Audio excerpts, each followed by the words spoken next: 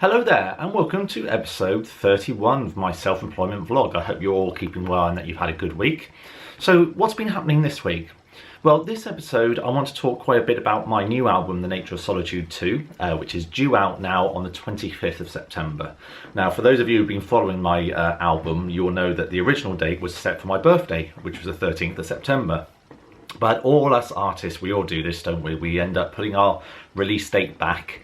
And so I apologise that it is going to be out just a little bit later, but all good things come to those who wait. And I just feel that I needed just a little bit more time to just, to get it perfect and sounding exactly as I want it.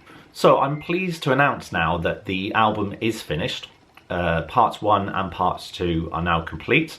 I do have a few little details that I need to just add to the two parts. I've gone through and listened to them and made a few notes now as to a few little details that need a bit of tweaking or tidying up here and there. And I anticipate that's probably a day's work tomorrow to work on.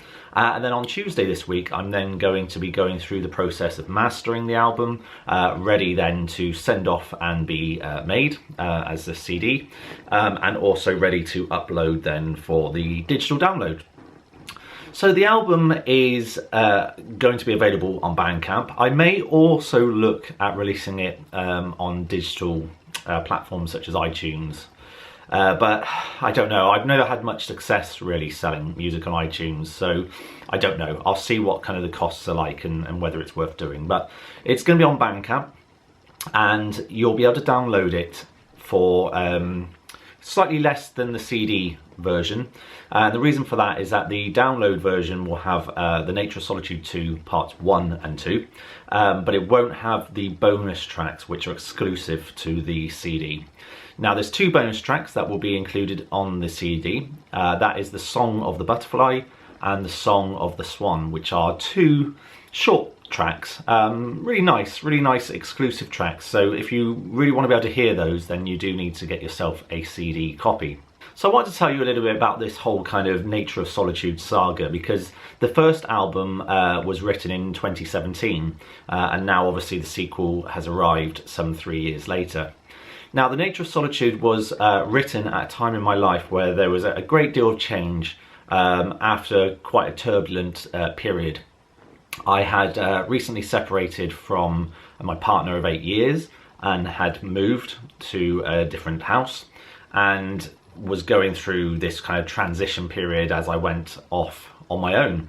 And the album for me, The Nature of Solitude, was written at this time of, I guess, optimism and, looking forward to a new future, a future on my own, and preparing myself for the challenges that would come up. And I really enjoyed writing the album. It was very cathartic, and it was very important for me to dive into writing music, because obviously there was a lot of changes going on in my life and I needed an outlet.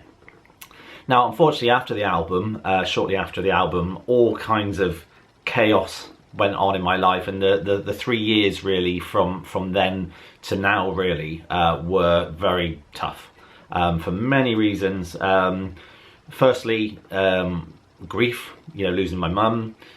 Secondly, financial stress. I had a huge amount of financial issues and debts that had accumulated over a long period of time and was just awful. And career challenges, working as a teacher in an environment that I wasn't happy with, whilst dealing with all of this other stress in my life.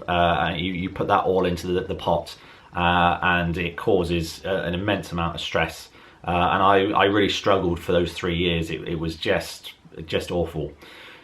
And now I've kind of reached this point in 2020 where I kind of feel like I've hit that point that I was at the start of 2017, just before writing the album, where I've made lots of changes in my life. Granted, I haven't moved, I'm in the same place, but I have changed careers, as you know from watching these episodes, that I'm no longer a teacher. Well, I'm a piano teacher, but when I say teacher, I mean a sort of a mainstream classroom teacher. I'm now self-employed. And my life has changed completely, so I'm now working for myself. which means that I'm much more proactive, much more self-sufficient, much more independent, you know, because I'm not relying on someone to tell me what to do. I have to go out and make it happen myself. And whilst that's quite daunting, what comes with that is a great deal of pride. And I am proud in what I've achieved so far, because believe it or not, I've been self-employed now for 5 months, which is just crazy. You know, we're talking almost half a year that I've been self-employed, and it really doesn't feel that long. I think because of the whole COVID thing and the lockdown, time has had a very different meaning for pretty much all of us. You know, we always sort of, you know, if you think about how we see time and how we see the year, everything's broken down, you know, into nice kind of little segments throughout the year, and we've not had that. It's like someone has put us on a ship and then taken our compass. We've kind of, you know, time has stood still. For many, it's been completely frozen. And so it's been very, very strange. And during that time, you know, I felt compelled to return to the nature of solitude and this kind of optimism and positivity. Okay, granted, we're not living in the most optimistic and positive world right now, but I feel that the changes that I've made personally in my own little personal world are, you know, very important. And I wanted to write an album that inhabited the same kind of feelings I had when I first did the nature of solitude. So it was born from that, really. So the Nature of Solitude 2 is very much very, very similar to the first one. 2 long tracks. So part 1 is about 21 minutes, part 2 about 17, which is approximately, I think the Nature of Solitude, the first album was, I think part 1 was 18 minutes and part 2 was 21. So they're really very close in terms of scale. And I'm really, really proud of what it sounds like and what I've managed to do. It's really a really great album. I'm really, really happy with it. It sounds lovely, and you know, I think it contains some of my best music. I really do. I'm so happy with it, and I think once I've mastered it and got those final touches, I think it's going to be just wonderful, superb album. I'm just so excited. I've also invested in some sample libraries, some guitar sample libraries from a company called Orange Tree. And they do some great, really realistic guitar sounds. And I'd been eyeing them up for a while, and I've bought a couple, and they've been used extensively on the album. And what that's meant is, because I'm not a guitarist, I really wanted to be able to tangibly write the guitar parts, because obviously previously I would write the guitar parts either in notation, or I would record them and then give them to a guitarist to play, such as Justin, my good friend Justin. Now, my plan was to do that again, but I was going to have the contributing artists. I was going to have Justin on part 2 and a good friend of mine called Carl Major on part 1. Now, he's recorded some guitar parts for part 1, but I've also included some of my own guitar parts in there as well. So it's a bit of a mix, it's a bit of a hybrid really, a mixture. But I got so wrapped up in part 2 that I ended up recording all the guitar parts myself.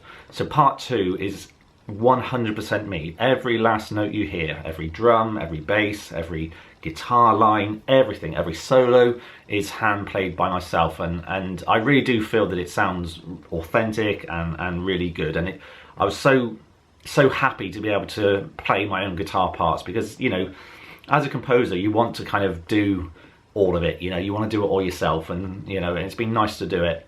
Sadly, Justin's not been able to contribute this time, and I feel bad, but we spoke about it, and I did say that, you know, I apologise, because I would have liked him on the album, but I just got really absorbed in writing it myself and just coming up with ideas. So I kind of, you know, hopefully in the future me and Justin kind of collaborate, and I do have a video coming out soon regarding an album that he's recently done, so keep your eyes peeled. He's got a new album out at the moment, and I'm going to go through that and review it.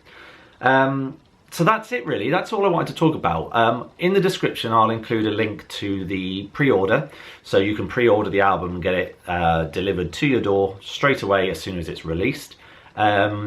Similarly, you know, obviously digital downloads will be available soon, but just bear in mind that if you want to hear the bonus tracks, they are exclusive to CD only, so you would need to buy yourself the CD.